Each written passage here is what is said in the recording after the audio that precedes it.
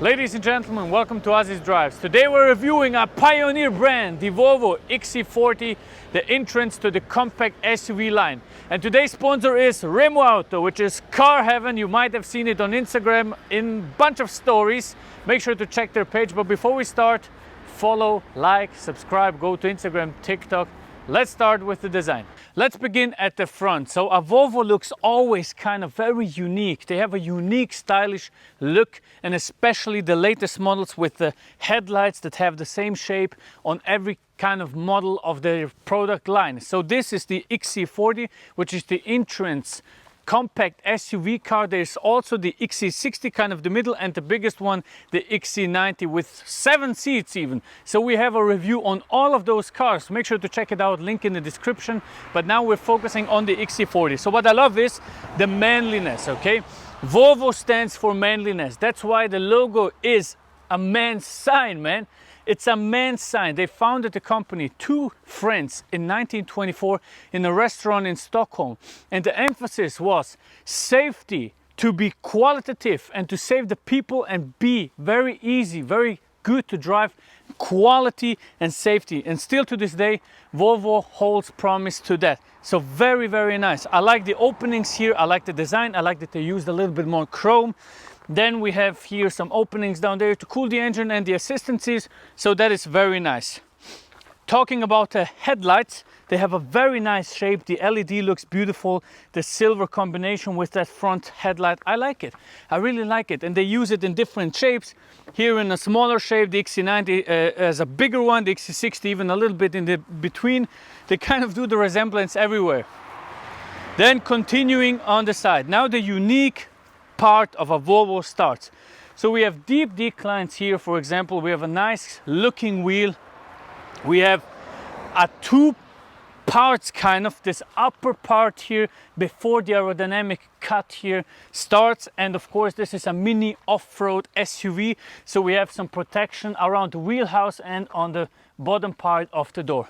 So up until here, up until where the back passenger compartment starts, we could say a Volvo looks kind of standard, a little bit more beautiful than most cars, but still it doesn't have any quirks or looks a little bit odd. Here it starts to get a little bit out of shape, in my opinion, or interesting. So for example, have a look at the back part here at the windows.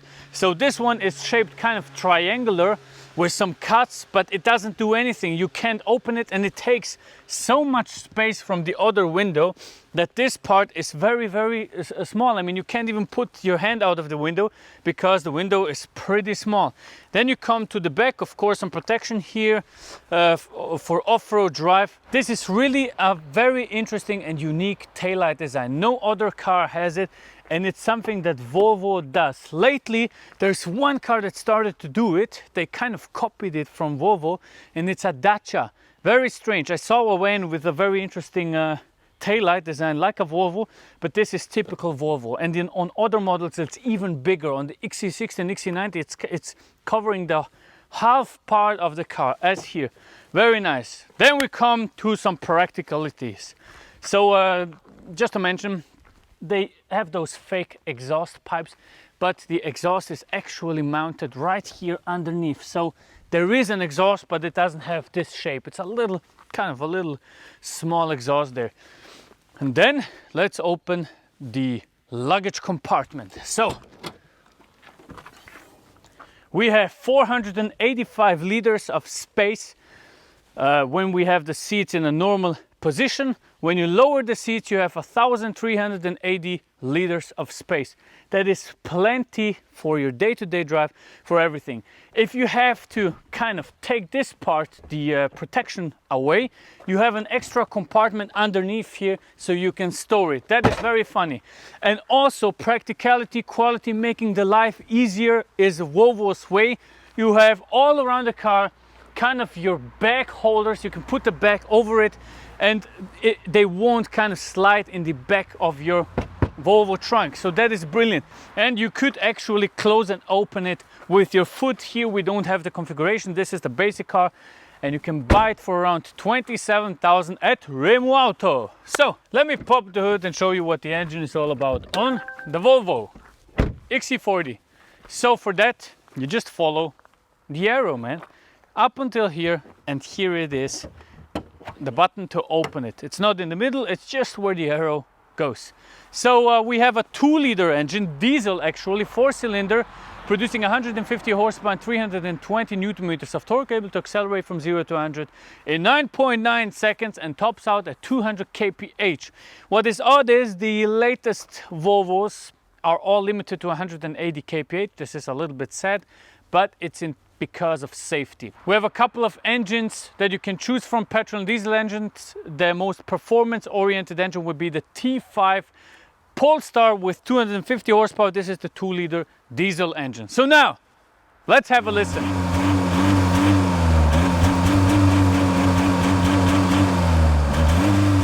Welcome to the interior of the Volvo XC40, the entrance mini compact SUV that really feels nice. This is the inscription model, so we have leather seats, we have a little bit of wood used, so it's a little bit of a better interior than the Momentum. What is also very nice is the Volvo key. I really like the design. They use leather here, it feels very solid.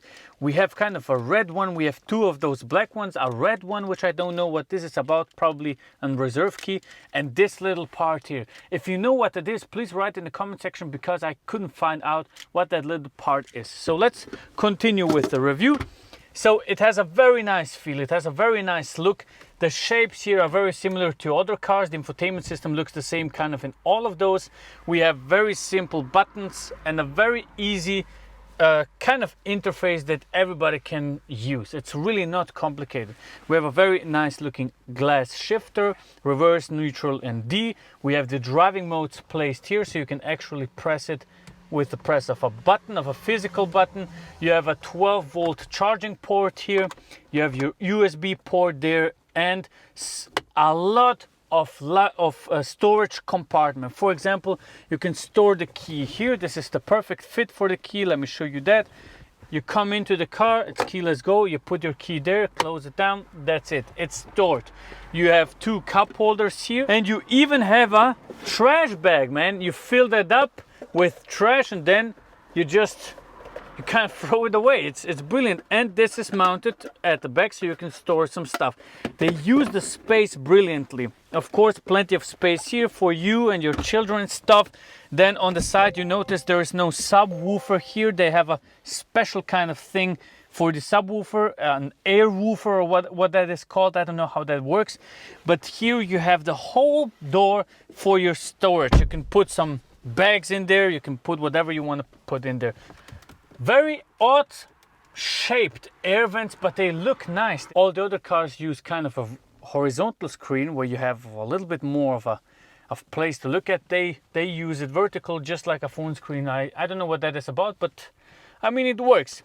Let me start up some things here. Let's start up the car so I can show you the infotainment system a little bit more. So you can choose from comfort, individual, dynamic, eco or off-road. So I would drive personally always either in eco or dynamic. If you turn it to eco, you see your performance on the speedometer. If you turn it to dynamic, you will see how fast you can drive, and it says dynamic. The steering wheel gets a little bit stronger, and the acceleration isn't much better, but you will stay in a lower gear. You have a bunch of stuff that you can do. You have so many safeties available in the car. Let me take you through them.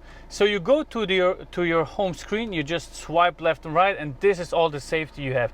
You have a park assistant, you have a private locking, you can put the back neck rests down so you can see out of the window. You have the lane keeping aid, you have the road sign information, you have connected safety and all of that stuff. Collision protection, so if you want to park out of the parking space, it would detect if a car is coming. So many safeties, so many things you can actually use. Then you have 2 very interesting position buttons here. One is called the SOS button, which is if in terms of an emergency that is really life-threatening, and then is another one that you can use for every other stuff. So it's called on call. If you have if your car breaks down somewhere, you press the on call button, you get connected to a Volvo station and they regulate everything for you. The roof is also very interesting kind of material here. It almost feels like wool that they used, probably recycled, so that is also somehow strange but nice at the same time. And they used a little bit of leather for the door panels, of course, for the steering wheel, and everything feels kind of placed perfectly.